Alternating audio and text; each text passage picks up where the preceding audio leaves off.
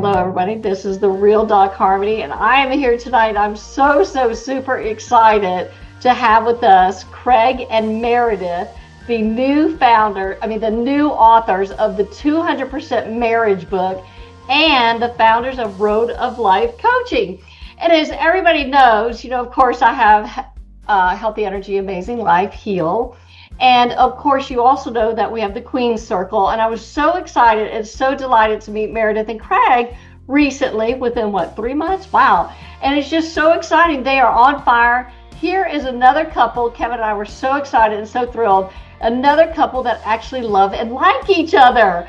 Is that a novel concept? So tonight, we're going to really talk and dive in and just get to know them, because anything that can help anyone with their marriages and their relationships, as everyone knows, Kevin, my partner, who's my husband, who's not here tonight, we are committed to loving, long-term, fulfilling relationships that work for both people.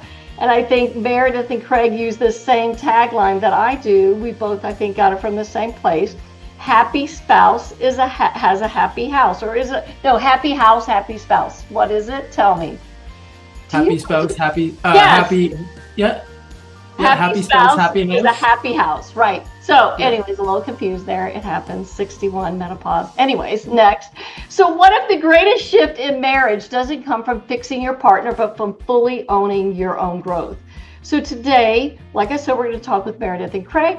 We're going to explore why the 50-50 model keeps couples stuck, how radical personal responsibility creates deeper intimacy, and what it looks like when two people choose to bring their full 100% with love, courage, and accountability. So what I'm going to do is just ask some questions, if you don't mind, Meredith and Craig. But first, would you mind giving us a little introduction? I think I did a good job, but I'm sure I left some good stuff out. First of all, you did an amazing job. Nailed it. Yeah, you did an amazing job. Yeah, but we are Meredith and Craig, and we are relationship coaches. We weren't always. We were in the corporate life for a while and feeling a little unfulfilled, so we jumped out of the plane and learned how to build a parachute on the way down. Exactly. Ooh. Yeah.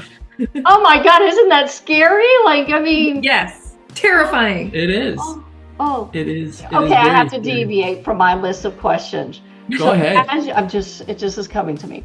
So as you are doing this dive and this jump and just building the parachute as you're free falling, wasn't that the most neatest thing in the world to have each other? Tell me. Yeah. Oh, yeah. It couldn't have done it alone. Yeah, and it's actually doing that is what led us into the relationship coaching, because we were doing it, like we jumped out of the plane together, building the parachute on the way down together, and as you know, as entrepreneurship is really hard, and so having each other to lean on and go through that with is special.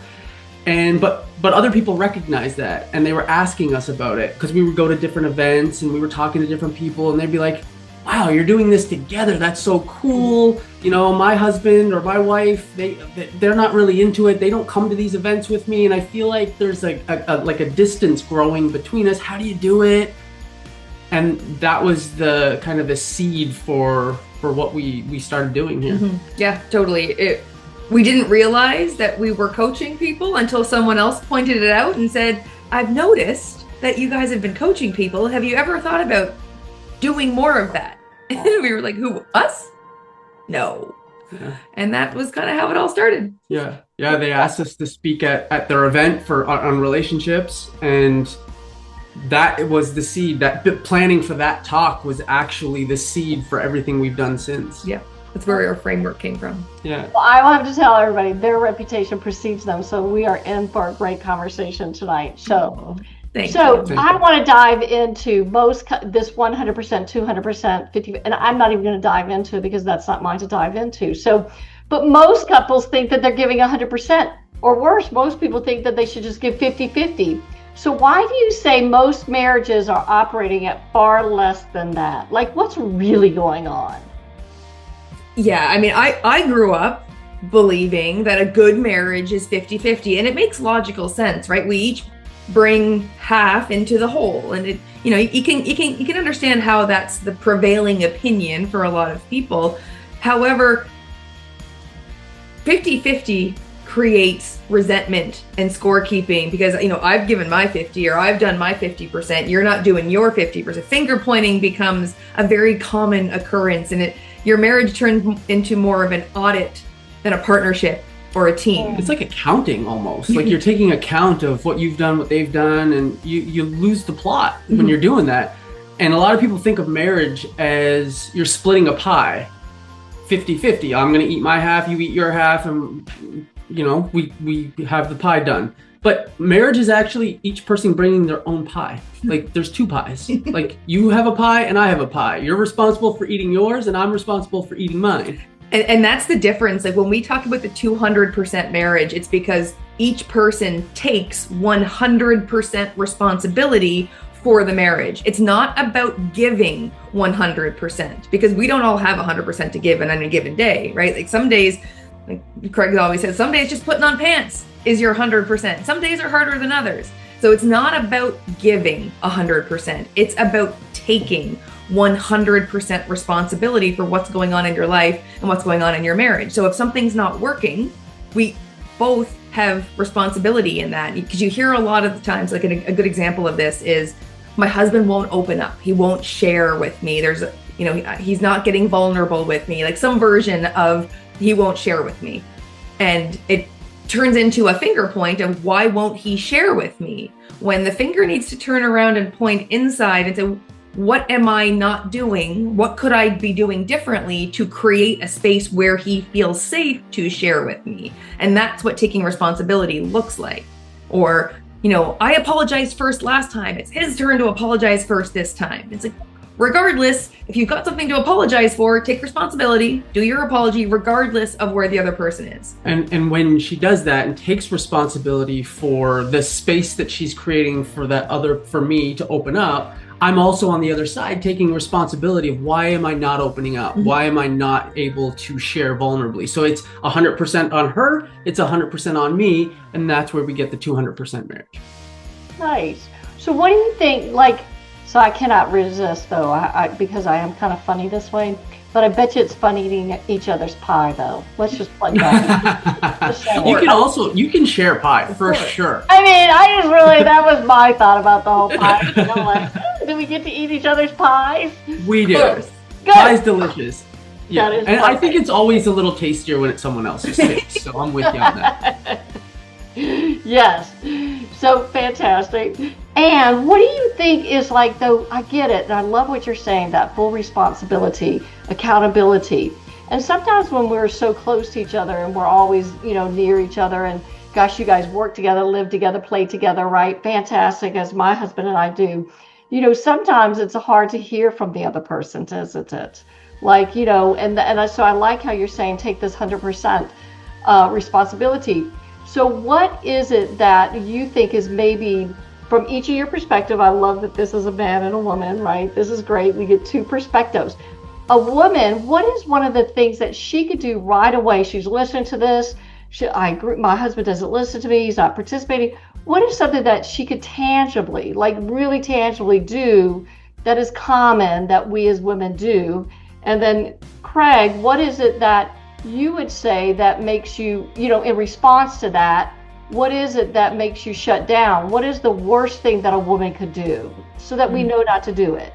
So I think sometimes we as women sometimes tend to dismiss the early toe in the water of them sharing because it's not the way we're expecting to hear it. So we slough it off, we dismiss it, we, you know, shrug it away, that's not, that wasn't what I expected him to say. It's not how I want him to open up to me. It's not enough of his open up to me. So we tend to dismiss that first couple of toes in the water where he might be testing the waters to see if it's safe. Because the best thing we can do as in any relationship, we obviously talk a lot about marriage, but these skills are universally applicable in different contexts, right? And so regardless of the relationship, if you want to create more connection, intimacy, vulnerability, you role model that. So you role model vulnerability and by sharing something important to you, that's makes you feel exposed and nervous, and you role model that vulnerability, and then you make space, you stop talking and make the space, like the physical quiet space, for them to also share. And then regardless of what it is they share, appreciate that, like actually verbally express appreciation and empathy for what they've shared. Because I think we have a dangerous habit of dismissing, invalidating other people's feelings because it's not what we expected from them. And the minute we invalidate something that he's been trying to tell me, or is, trying to kick the door open just a little bit to see if it's safe to talk about this, and I invalidate the approach he's taken, the chances of him trying again go way down. Mm-hmm. Mm-hmm. As a man, like we're raised that we're tough. We're the armor. We're the shoulder. We're stand up, and we withhold the emotion. And so when we do dip that toe in, and we try to share something vulnerable, and it doesn't come from a bad place. Usually, it's something like, "Oh, that's okay. That you're okay. Don't worry about that. Don't worry about that. That's no big deal." But that invalidates the thing that I'm bringing up, and it's like, okay, maybe I shouldn't share, and so I withhold. And then over time, as we do that more and more, it just becomes easier to just not share. But the secret sauce to deepening your bond is vulnerability. Like, vulnerability is literally a superpower, and it's so hard. Like, we say vulnerability like it's so easy, but it's really not. It's a learned skill. It's really hard, especially for men. And I don't want to generalize, but men have a really hard time with it. Mm-hmm. But leading with vulnerability is definitely a secret sauce for a relationship. I actually think men and entrepreneurs in general have a really difficult time with it, because entrepreneurs are by nature problem solvers. Yeah. And they don't like to necessarily bring problems to other people, bring them to their spouse, especially. You're struggling in your business. The last thing you want to do is put that burden on someone else, so you withhold it, and then there's a distance that's felt there for sure. Well, and I love how you talked about respect. We were I don't know if y'all's coaching is faith-based, but Queen Circle can tend to be faith-based, and so we were just studying Ephesians, and it was interesting how it talks about that a man is supposed to love the woman, but a woman is supposed to respect the man. It doesn't say love. And so I thought that was interesting, because I'm very much in love with my husband. And I looked at that, and I found that when I'm not being respectful or appreciative, that's kind of when the problems come in. It's not necessarily that I don't love him or love him, right? It's that I'm not respecting or appreciating him. And I get a little funny about it all. My husband gave me a plaque, and I love it. I hope it's not offensive. It says that silence is golden, but duct tape is silver. Like, amen, sister. Sometimes I just want to have, those rolls of duct tape. You can put them on your wrist and just go, warning, warning. It just sometimes oh my gosh, and it's so hurtful. So not sometimes, a lot of times, right? When we're not emotionally intelligent, or we're being emotionally vomiting, and we think we're being vulnerable, but are we really? And that's really just something to look at as women. I cannot speak about men. I'm not a man. My husband's very grateful for that. And, right. And I, just have to remember to just listen. And you really brought that up, Meredith. Just give that toe opening. I love it. And let them, and listen. And the thing, we just had our Queen Circle class last night. And the other thing that I think women do, I don't know if men do, is that we have these expectations, but they're almost like uncommunicated contracts. You have to be and respond a certain way. And, Alison Armstrong calls it her big hairy girlfriend, right? The big hairy girlfriend. We're treating our men like big hairy girlfriends, and then we're upset when they're not compassionate, or they're not empathizing, or they're not like, girl, I know what you mean, right? We're not going to get that from a man, right? It's because they're men. Thank you. We're so grateful. So when in your relationship, in your own marriage, what's the story that really made you get 50-50 wasn't enough, and it wasn't going to cut the mustard? Interesting question. What was the one? I don't know that there was one single. You know what jumps to mind for me as a good example? I don't know that it was necessarily the impetus for it for us, but it's a good example of how we've put it into practice.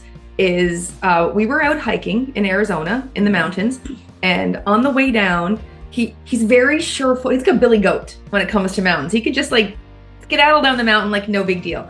And I'm a little less sure-footed, so I'm a little slower on the way down for sure. And I could see him getting further and further ahead of me, and I was getting really, really irritated, angry, frustrated. Like, can he not see that I'm not right there? Like, why won't he wait for me?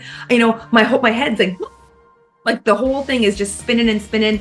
And then I see him getting closer to this really slow moving, larger group of people. And these mountain trails are narrow. If I don't catch him before he catches them, I'm going to be way behind. So I pick up the pace. And the whole time in my head, I'm trying to be logical. Like, I know he's not going to run down the trail, jump in the truck, and drive home and leave me here, right? Like, logically, I know that's not going to happen with 100% certainty. And yet I'm still really pissed in my head. And so I'm running down the mountain, I'm picking up my pace, trying to catch him. My toe catches a rock. I go through the air. I land on my face and my leg, and he hears the commotion and he comes back for me. And we walk down the mountain more slowly at that point. And the whole time as I'm trying to logic my way through this situation, I'm also trying to trace like the physical sensations in my body. Like not name my emotions, but like physically, like ground myself in what am I physically feeling. Like my chest feels really tight, my stomach is in knots, I'm sweating. Like what are those physical sensations? And as I'm kind of trying to identify those, it pops into my brain, you have a fear of abandonment. And I instantly tried to dismiss it, like, no, I don't. But also it felt true, when something just feels true in your body, like, oh dear, like, that's true. And I didn't love that. I didn't love that piece of knowledge that my subconscious decided to dump on me in that moment. I didn't like it. I didn't want to believe it. I wanted to leave that alone for a minute. And so we continued down the mountain. And then the next day we went for a walk, and I said, hey, listen, this is what I was dealing with yesterday on the mountain. I was pissed at you.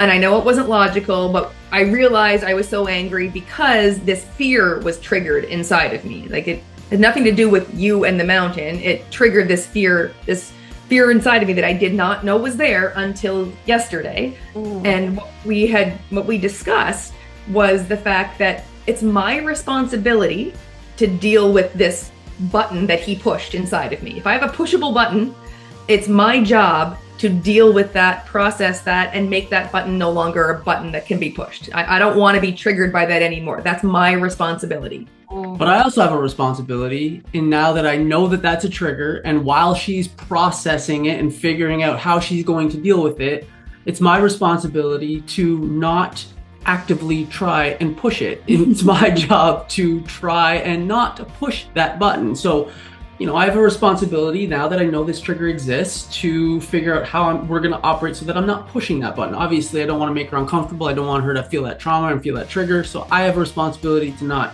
navigate around it while she's figuring out how to get rid of it altogether. Mm-hmm. So that means that she has 100% responsibility. I have a 100% responsibility so that we don't have that friction in our relationship. That is great. I love it. I love tangible things. I totally agree. I mean, just spot on. Ladies, listen up now. This is really great for you guys. So, and thank you, Craig, for that, because I never really articulated it that way. I really get that in relationship, there's, a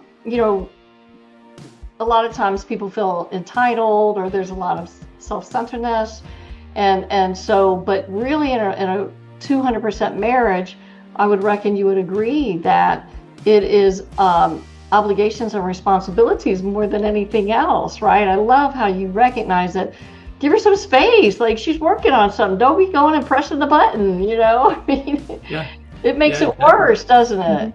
It does. It does make it worse. I like what you said earlier about expectations and being uncommunicated contracts. And something that we've said similar is, those expectations are like, when you don't communicate those expectations, or you have expectations, you place them on somebody, they're like premeditated resentments. It's like in the future, you're premeditating future resentment by not having some sort of communication of the expectations that you have for the rules that you're playing by, that you have not communicated to anybody else. Yeah. And you have these, and then you hold them, and then you just have a reason to resent them in the future. And so I like. Well, and isn't it funny doing this work? And I have to just tell on myself. Just the other day I did that, and my favorite word, and I'm sure a lot of women's, is when we just go, "It's fine." Fine. Yeah. Fine. Right? Fine is a 4-letter word in your marriage. Right. There's that fine. Resentment, right? I mean, like, that is resentment. As soon as you said that, I'm like, oh yeah, that's the word. Fine. Yeah. Resentment, right? Oh my God, classic. Fine. We're not working this hard for fine. No, we want fire. Yeah. So if somebody is listening, so I know a lot of people, they're thinking my marriage is fine. It's just fine. See, oh my God, that is perfect timing. I did not do that on purpose. But anyways, that would be so tickle pink if I'd done that on purpose. But no, it just was natural. So why might they be wrong when people are like, oh, my marriage is fine? What is it maybe that they're ignoring, or that we just talked about unexpected, expected commitments, and then the resentments, and maybe it's a give up, or they're ignoring, or so. What are you finding that really, why might they be wrong and they really should give you a call? I think when people say they're fine, a lot of times they're trying to convince themselves of something. And there's a lot of times there's a disconnection there. They're not as connected. Like, life is not meant to be lived fine. Like, we're not trying to go through life and it be fine, mediocre. Like, that's not what we want. We want to live a life that's fire, that's adventure, that's fun, that's exciting. And so if your life or your marriage is fine, ask yourself, is that really what you signed up for? Is that really what you wanted? Because I think if you were really deeply honest with yourself, you looked in the mirror and you asked yourself, did I really sign up for fine? I think you would find a different answer. In fact, I think fine is often just the slow march to roommateville, like where you just live parallel lives, kind of ships passing in the night, not as a team united driving towards your big life goals together. And I think fine often comes from comfort. Like, we stay in our comfort zone, and especially in a relationship, especially in your marriage, of all relationships, discomfort, those uncomfortable moments of growth, those uncomfortable conversations are required. When you choose to stay comfortable, which means you kind of kick that can further down the road because you don't want to have that uncomfortable conversation either about the in-laws or about the parenting, about your sex life, about the finances, but whatever it is, you don't really want to have that conversation. None of us do. Like, we're human beings, we're wired for comfort, like evolution wise, like that's how we survive. Comfort is important to us, and we don't like discomfort. But every time we choose comfort over having that important, uncomfortable conversation with our teammate, with our spouse, we're choosing long-term dysfunction. That's the choice. We don't realize it in that moment, but we're trading short-term, temporary discomfort for long-term, permanent dysfunction in the relationship. And fine is how we get there. Brilliant. You're 100%. I'll give you 200% if I have. Thank you. I don't give you 100%. I think that's just perfect. I really want to emphasize something that Craig brought up, and thank you. Men don't work that hard for fine, right? And one of the things that in the Clean Circle that we really emphasize is, I think in our society nowadays, men are really getting a bad rap in a lot of circles. And not my circle. Anyways, and they're getting a bad rap. And I really try to remind them that it was like that up until 50 years ago, like 50 to 75 years ago, it was not expected that every home in America would have a toilet.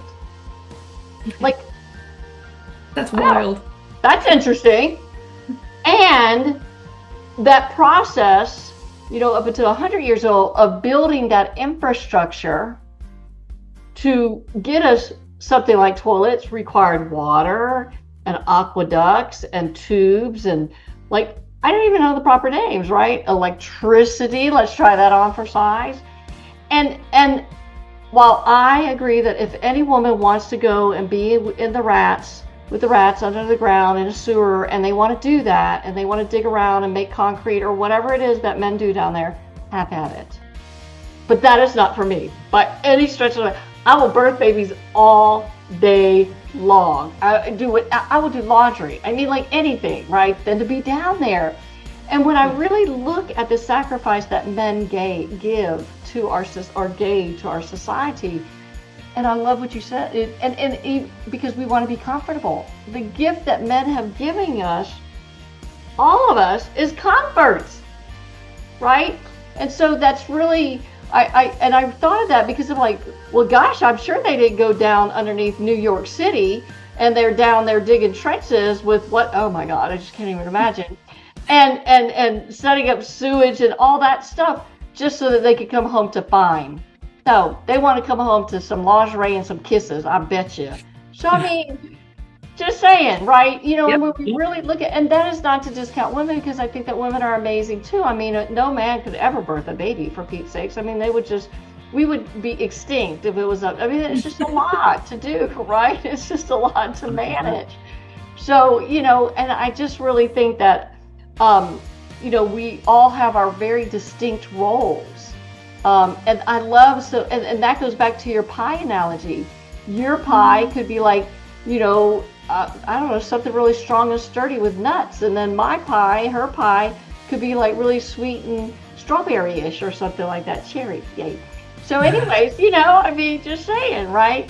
So I really like that. I just want to kind of put that out there. I like analogies, and I like to make things picturesque so that we can have this and really appreciate our men.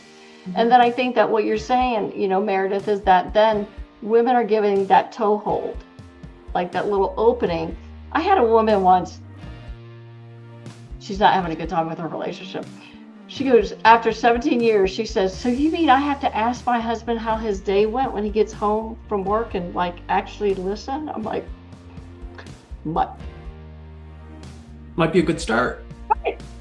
Highly recommend. It might be a good start. Right. And actually care about the answer. Yep. And ask follow-up questions and, you know, And have a so that goes conversation. to, right, my question to you is like, what is the biggest lie couples believe about effort, fairness, or compromise? Just kind of tagging off that. Like, what is it that they, you know, women, what are you seeing that women think that they don't need to do or should do? And Craig, what do you think that men are thinking that they should or should, you know, that this lie that I don't need to take out the trash? Or a woman says, I don't need to wear lingerie, or and a whole bunch of stuff in between. Mm-hmm. I think, to your point, I think a lot of times we just get complacent and we get comfortable with the relationship. And to your point, where the lingerie is no longer required, effort is no longer, like, I think we stop dating a little bit. Like, you know, the effort is there when we get to the, like, we just start getting to know each other. We're trying really hard, putting our best foot forward and making it, you know, putting in the effort, if you will. And then I think a lot of times the marriage happens and then we take our foot off the gas and we think that that's the end, but that's actually the beginning. The race is now starting. That's when we hit the gas, not the brakes. And I think too often in marriage, when we say I do, we start to hit the brakes and we should be hitting the gas.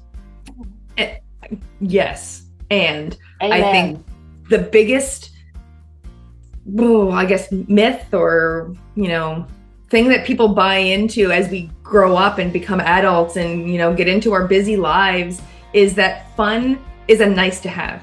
There's a to-do list of things that I must do. And then the fun things, like the lingerie, like the adventure, the fun things are afterthoughts. When I get all my work done, then I will think about what we can do for fun. And it's the complete opposite, because when things stop being fun, when your marriage stops being fun, when your relationship stops being fun, you start to pull away from it. You're unwilling to put in as much work if you're not getting the fun out of it. And so we need to reprioritize fun in the daily, because it's easy to have fun on these fancy vacations, but life is 95% or 99% mundane, ordinary moments in life. And if we're not finding fun in some of those moments every single day together, then you're gonna drift. You just are. That's just the nature of the game, because you've pulled out a little bit. You're pulling a little bit away every day that you're not having fun. And so we're big believers in fun is critical. Fun is a critical component to your marriage, and also the process of healing your marriage, of digging back into your marriage, the process of rebuilding things should also be fun and enjoyable. And I think that's why so many people don't ask for help, because they think it's going to be like poking rusty nails in their eyes. And it doesn't have to be like that. It can be fun. And I want to get that message out to so many people, because we need to make marriage fun again. We need fun again. Yeah, totally. Well, and thank you for saying that, because one of my pet peeves is, and I want to see if you're seeing this with your clients, the children just seem to get in the way. Whereas children are supposed to be the fruit of a sacred marriage, the fruit of a marriage, but yet they put the children in between them, and the children, and it's like, what are y'all seeing in terms? Yes. This is not a diss on children. I mean, like, no, we should all be procreating and having children and coming out of love and all that, but what are y'all seeing? Because it just really bothers me. Yeah, I think a lot of couples have kids, and then the kids become the sole focus and sole priority. And kids, again, not taking anything away, and kids they're important and they need to be prioritized. And especially when they're little tiny babies and they're dependent on you for everything, there's a balance for sure. But in the order of priority of the things and people in your life, your spouse needs to come above your children. Period. Because your kids are going to seek out the relationship they've experienced growing up. Do you want them to seek out a partner who puts them behind or puts them on top? We all want our kids to seek out partners who are going to make them their priority. And at the end of the day, your kids are going to go and build lives, and you're going to be left with the relationship that you built in the meantime. Do you want that to be a relationship that you neglected for 18 to 20 years? Or do you want it to be a relationship that you were thoughtful and intentional and communicative and intimate with, and like building and intentionally building the relationship that you ultimately want? Because that's what you're going to get in the end. At the end of the day, that's what you're left with. Well, and so let me ask you this then. This is intriguing. What is the age group of most of your clients? Is it with children, or is it the empty nest kind of coming upon us? Or so we've had there's a quite a cross section. There's couples without kids at all that haven't had kids yet. There's some with kids that are kind of young, like under 10 and under in elementary school, and then empty nesters. We've had empty nesters. So we've kind of been across the gamut there. Mm-hmm. Okay. So the biggest calling that I have is with women that are premenopause or menopause, and they're really liking that.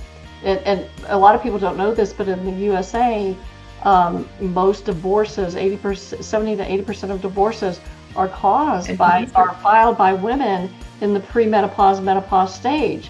And it's not because their husband is cheating, right? That's what everybody would think. It's because their biggest complaint is they don't feel connected anymore.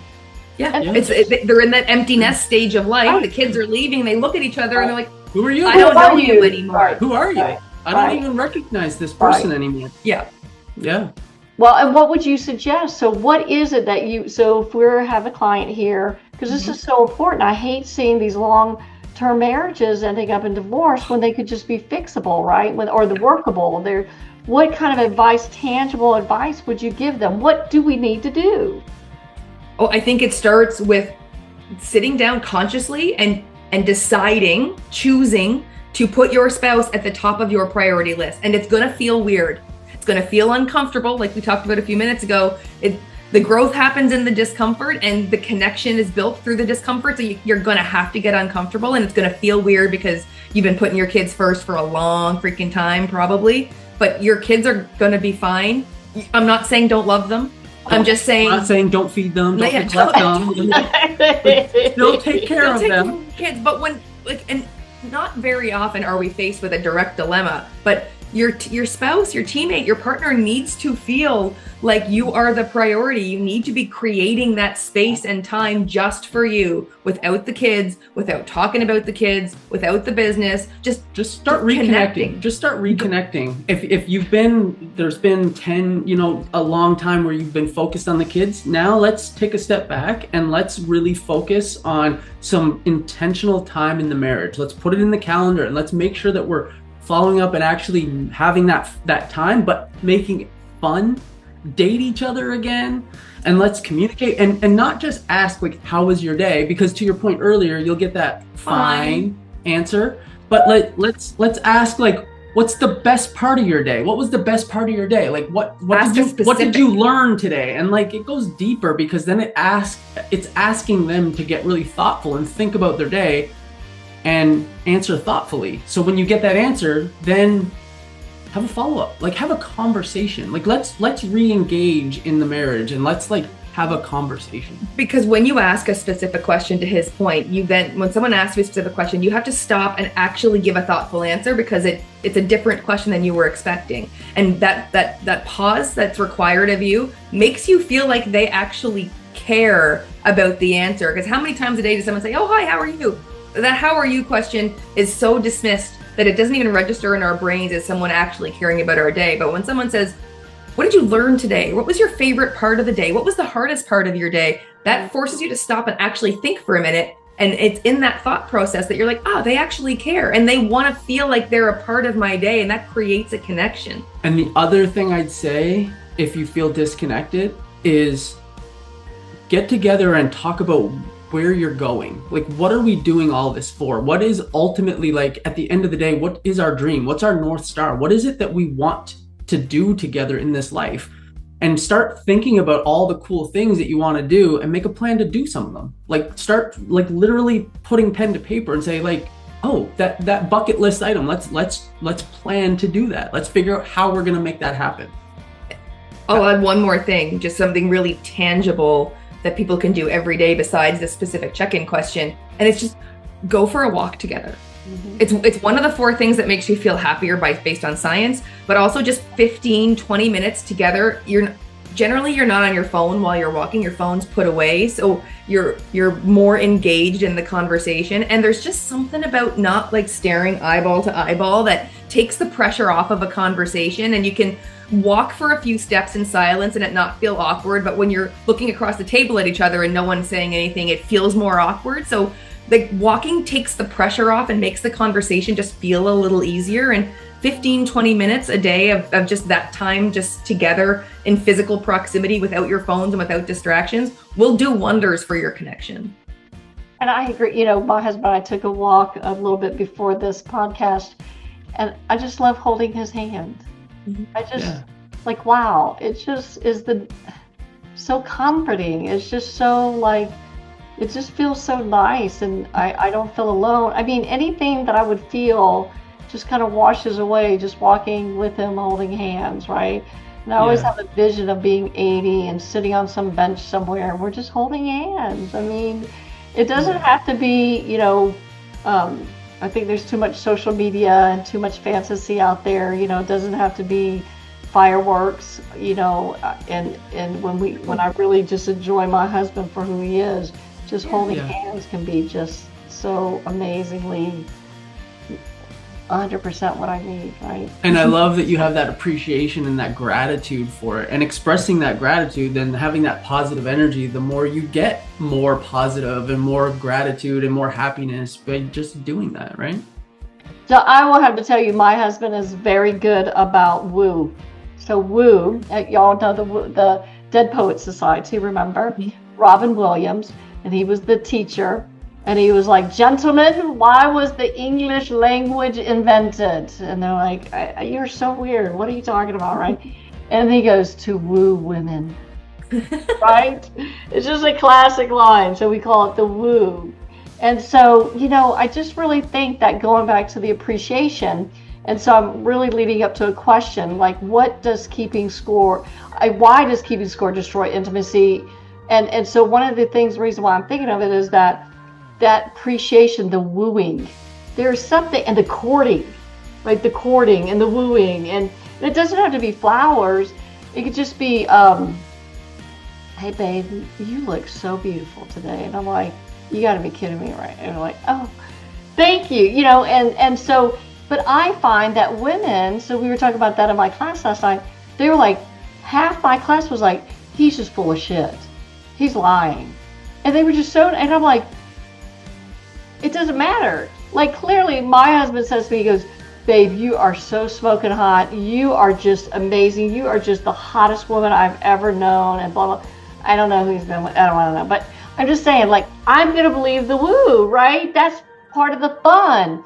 That's part of the dating. That's part of the courting, so, and the opposite of that, what do you see is like the most dangerous thing in that keeping score that could destroy that kind of fun and intimacy? Do you see what I'm trying to ask and get? Because I think that they need to uncover this so they get this. Well, one of the things that I think that, like, talking about the experience you've had with the ladies, is a lot of times we're not listening and nothing's landing for us from the other person. That woo isn't landing, and this might be the case for some of your ladies. I don't know them, but so a lot of times we don't believe it because we don't believe it about ourselves. We have a bit of a worthiness problem, and it's a personal. The world has a way of holding a mirror, and so when our spouse is delivering that love and that affection and that, those kind words, a lot of times it doesn't land because we don't believe it about ourselves, and we have something. There's a relationship with ourself that we have to work on. I 100% where I was going to go. And when you asked about, like, how does the scorekeeping destroy the intimacy, I think that's also a part of it. Because when the scorekeeping is, when the finger pointing starts and the scorekeeping tallies are delivered, when I'm told what all my faults are, where I haven't lived up to expectations, uncommunicated or otherwise, it reinforces that little voice inside of me that tells me I'm not good enough. And I think a lot of us have a little voice inside of us that tells us we're not good enough, we're not worthy, it's at us. And when the person we love most in the world reinforces that little voice that we're trying to get rid of, it certainly doesn't make me feel good about myself, right? I'm trying to feel better about myself and believe that I am good enough, and I can be a masterpiece and a work in progress at the exact same time. And so I'm very worthy of all the love just because of who I am. And when I hear all the little reasons why I'm not good enough and why maybe I'm not as loved as I want to be, then that destroys my self-worth, my self-confidence, and it certainly doesn't support intimacy between the two of us, because now I don't feel good about myself, and so I'm going to withdraw, and that just puts more distance between us. Well, I hope everybody's listening. Y'all are just killing it here. Like, I mean, you guys have just really this is just fantastic. So I just have to ask this question too. You talked about responsibility, and so how do you, and I think that you all, I don't even know the answer to this question. I've been thinking about it, so I'm really looking forward to your answer. How do you think that personal responsibility can change a marriage faster than communication skills? Good one, huh? Mm-hmm. How do we think that taking personal responsibility could change a marriage faster than, we're taught these things, communicate and open up, whatever. I mean, it's rhetoric at this point sometimes. Well, I think you would agree, and I think most people would agree, that actions speak louder than words, right? We can say a lot of stuff, but it's really our actions that dictate who we are. Our words are who we want to be. Our actions are who we actually are. Mm-hmm. And so when we take that responsibility, we are communicating through our actions. So it's more powerful because you're actually putting into practice versus just talking about it. Mm-hmm. And I think, to your point, communication is this black hole that we point to that we're not communicating. Oh, wait, we're not, like, I can't tell you how many couples, like, well, we're not communicating well. And it's like, that means absolutely nothing. Like, that tells me nothing. That means nothing. Like, there's so many pieces of communication. We don't even talk about, we've got a 12-week program, and I don't think we even talk about communication, like, as a as an umbrella term in the book. Like we've got a 300-page book that doesn't mention. You're not connecting is what, when people say they're not communicating, what they're trying to say is we're not connecting on the level that I want to be connected. Yeah. Well, I see I do. Yeah, thank you. Y'all, I was like, you nailed it. Like, it is. You're right. It's just the actions and the fruits. And tell people all the time, nobody wants an apology. They just want to see some change. They just want to see some action. You know what I mean? So the biggest what's the biggest, so we have to talk about your book. Everybody go buy it. I'm sorry. Hold it up. Thank you. Oh, I can't. Oh, it's too bright. Can't. Okay. The 200% marriage. The 200% marriage, not the 50-50 people. 50-50. That's Okay, right. Perfect. Look at that's a great picture. Y'all should take a picture. Oh, yes. So I don't know how to do that, or I would take a picture. Anyways, I'm not techie. So, and the 200% marriage, not 50-50. Bring your whole pie, because it's so much fun to eat each other's pie. That's just gonna be my theme. But anyways. So what is the biggest transformation? So obviously this book, I'm guessing, correct me if I'm wrong, this book came from your clients and all the coaching and being with so many different people that you're like, we got to write this down, right? So what's the biggest transformation you've seen with this 200% approach? Like, what was the ahas? Like, oh my God, like, there's so many stories. There's a lot. There's so many stories. I mean, there's our own stories are in there because, you know, we get very vulnerable and share our own stories, but also share our client transformations. And like there is so many, and there's, you know, some you know and some people you don't, but you know, we're incredibly proud of the work of so many of our clients, and most of it, all of it, I guess, comes down to the willingness to take responsibility. Like it's incredible to me how you can talk to a couple and talk to a couple and talk to a couple, and at first it's like talking to a wall, and eventually you see them owning their stuff and saying like, yeah, you know what, this is where I messed up, and this is how I can do it better, and this is what I'm committing to doing. And it's a beautiful transformation to watch people turn into butterflies. I would say one of the biggest things consistently is when we talk about the team frame. Yeah. Oh. So we go through life, most of our life, like leading up to when we get married, in a solo game. Like it's a one-player game, and so we learn to play the game as a one-player player. But then when we join forces, we're now part of something bigger than just ourselves, and we're part of a team. And now we have to go from me to we, and we have to think about something bigger than just ourselves. And making that switch, it takes some intentionality. And there's no playbook. Well, there wasn't until now. Now there's a playbook, but there was no. Good job. There's no like book that you get when you get married that says here's how to do it. Here's what we need to do now. You were playing this game, now you're playing this game. And so if you don't know the rules, then you don't intentionally make that switch. And I think a lot of times people are still going through life on single player mode when they're in a two-person game. And when we really hone in on that frame and we switch the mindset to this is a team. Just like any good sports team, you have to look out for the best intention of the best interest of the team. And so there's some great, you know, rules, five rules to be an unstoppable team that we focus on. And I think that frame is a big critical inflection point for a lot of people. Okay. So did y'all hear that hint, everybody? There are 5. What is it? 5 rules for the team. Yep. Yes, and I find that you are correct. People are being single, trying to be married, and it doesn't work, does it? It does not. You're still operating from your frame and not the team frame. And that's hard. Even, you know, being an entrepreneur and having employees, you know, I have to remind people like, oh, I love teamwork and I could work it. It's so rare that somebody comes out the gate knowing how to work on a team. You know what I mean? There's so much to consider and look at and grow up with. Now, I do have this question. I think this is important. I know a lot of my women ask this question a lot. Can a marriage be saved if only one partner is willing to change? What have you noticed about that? It's a great question. And it's got a bit of a... That depends. Yeah, it's a... To start, yes. We need someone to lead.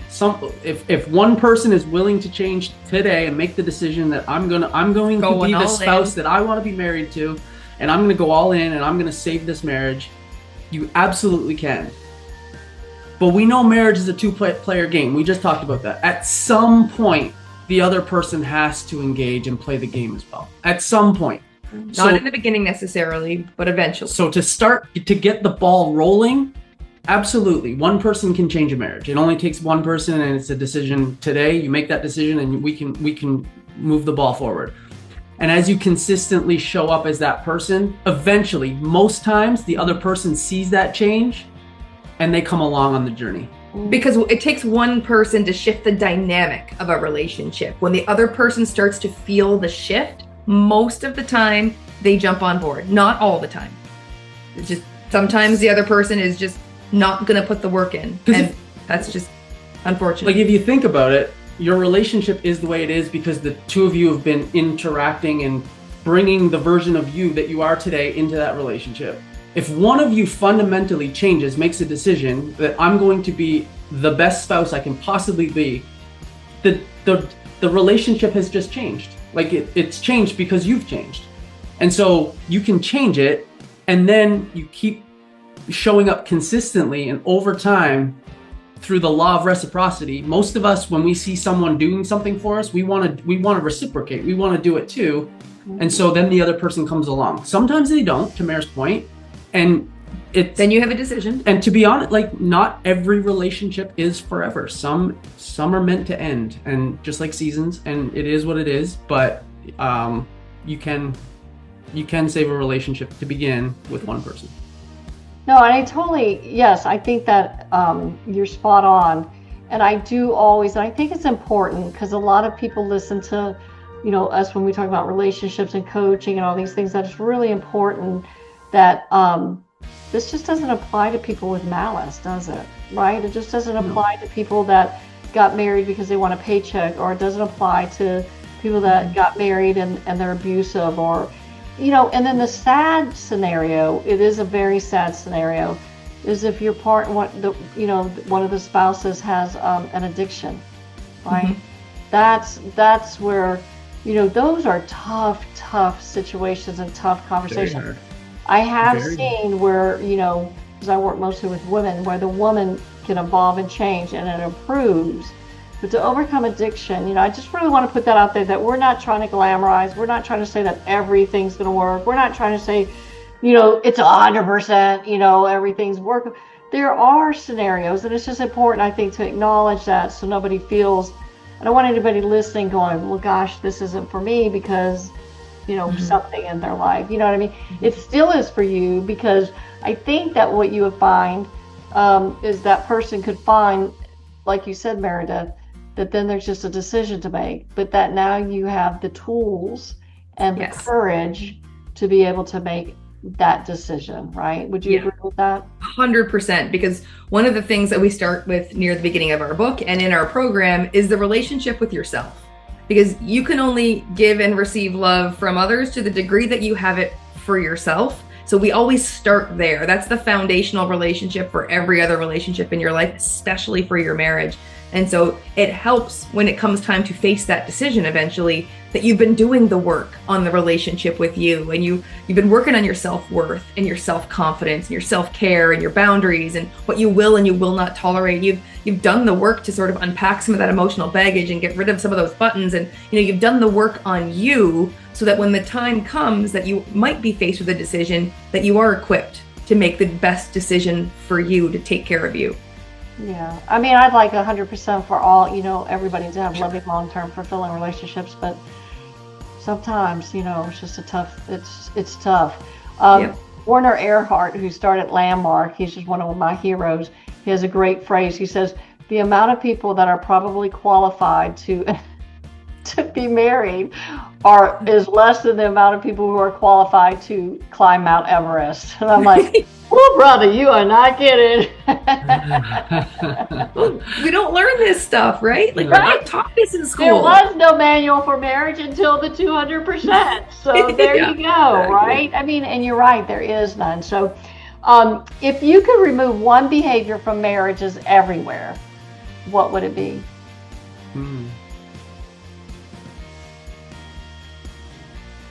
I already think I know your answer. That's an interesting question. I mean, I'd remove scorekeeping for sure. Yeah. I think. For sure, I think. That's the one that jumps to mind for me. Yeah. And women are great at that, aren't we? And 10 years really ago, good. At 2:30, like, oh my God, I can't even. The garbage was overflowing. Right. It was smelling really bad. Yeah. Yeah, holding on to resentments, like not working through, like just, I guess I'm trying to think of the word that I would use to go ahead. Well, it reminds me, we just spent the holidays with his aunt and uncle and his dad, and so we were the youngest people there by like 30 years. And so we asked a bunch of people who've been married over 50 years, you know, what's worked for you? What's made your marriage special? And most people had some version of, we didn't let things fester. Yeah. So I think hiding from the uncomfortable conversation or the discomfort is what I would want people to remove from their relationship. Like lean into that little bit of discomfort. On the other side of it is everything you ever wanted. Yeah. Like you love each other and love the team that you've created enough to have that uncomfortable conversation. That's a really good question. I've never had that question asked before. That's a really great question. Thank you. So we're going to start tying it up. I have 2 more questions. It's about your book. One is about your book again. So who is the 200% marriage written for, and who might feel uncomfortable reading it? That's a great question. Yeah, great question. Who is it written for? I mean, we wrote it, well, for who we used to be, for sure. Oh, yeah, you're right. Like 100%. Like we wrote it for anyone who knows there's another gear, there's another level, like that life is meant, like there's a quote, I don't know if you've watched the TV show Ted Lasso, but we love it. It's one of our favorite shows. It's super interesting, but it's really a great demonstration of leadership is what he is, the coach. But one of the characters in the show has a line that I just love, like, and I'm going to butcher it right now. It's in the book somewhere, but he's basically saying, like, he's fine. That guy is fine, but why would you settle for fine? Like, you deserve to have a relationship that feels like lightning in your veins. Don't you dare settle for fine. Yep. And so I think the book is written for anyone who's not wanting to settle for fine. Yep. You know, there's more. Have it. Yep. You deserve it. And I've got 2 answers for the person that's going to be uncomfortable reading it. One is our family. Oh, no! Probably. And the second person, I think, is the person who feels like they're showing up in their marriage and the other person is not. Like the person that's maybe not taking 100% responsibility and knows it, but isn't really ready to admit that yet. Mm-hmm. Yeah. It's going to be kind of confronting, maybe, like okay. In a fun way, but yes. But there's no judgment, and there's no judgment. We're all on our own journey, and the book's written in a way that, you know, I think we come across like we've made our fair share of mistakes. We articulate that. We're not judging. This was built on the School of Hard Knocks, so it's not like we came out of the womb knowing this stuff. We learned it the hard way, and there's no judgment, and we all need some help sometimes. So. Mm-hmm. I know people are like, "Oh my God, you're so smart." I'm like, "You should have seen how stupid I was. Trust me, because that's how I figured some of this stuff. It's how you get there. All right, that's what I'm saying. Wisdom so, anyways, this is the greatest question, and I think it will really inspire people. What does a truly thriving marriage look like 10 years from now, when somebody is engaged in your work and you read your book? What could they look forward to? I mean, excited to jump out of bed every morning because they're working towards their dream life together. Every day there's an opportunity to laugh and have fun every day. All day, every day is not giggles and unicorns, but every single day there's fun, there's connection, there's trust, there's intimacy. You feel whole and fulfilled with yourself. You truly, genuinely love and care about yourself. You have a confidence. You show up for your team better. You have fun and adventures every day. Even in the small moments, you create a little bit of fun and laughter. Life gets hard, but we create a little bit of fun and laughter every day. And you're going through life with your best friend and your teammate, and you've got this big life that you're working on, that you're building towards, your dream. In lockstep, as people we know might say. Nice. Oh, that is beautiful. Well, thank you. That is just beautiful. I'm so enrolled and inspired. I knew it was going to be a best last question for you guys. So thank you so much. And is there anything that you would like for? So of course, everybody, as normal, I don't know why we have to say all this stuff anymore, but we do. All the links and everything will be down below, and you can click. Please go and please tell us a little bit about your dates for your event, and if people, I don't know if it's with TFP or it's allowed to be public, or but what is it that, let's do our CTAs. What is it that people can do to find you and all that good stuff? Yeah, you can find us pretty much every social. Meredith and Craig, basically everywhere. At Meredith and Craig on every social platform there is. And the event is going to be April 10th to the 12th in Colorado. Mm-hmm. And it's going to be a lot of fun. It's going to be a blast. And if you want to know our vibe for the event, pick up the book, have a read through it. It's a riot. It's fun. You'll have if we do say so ourselves. We are biased. I'm not gonna lie. We are biased AF, as the kids would say, but it's good. So enjoy it, pick it up, and when you read it, that's our vibe. That's who you're going to get in the live event. So, or if you dug our vibe here now doing this, that's our vibe. So come join us. We'll have a blast. And can't they go to your website for personal coaching and consulting? They sure can. Yes. Yeah, we'll send you all the links to put down there. Okay, fantastic. Sure. Yeah. Well, I didn't mention that, so we need to mention that. So if you all are digging their vibe, and this is something that is going to help contribute to your loving, long-term, fulfilling relationship, these are, I think everybody can see what amazing people Meredith and Craig are. So I'm just so grateful. And as everyone knows, I am Doc Harmony, and healthy energy is an amazing life. Ciao.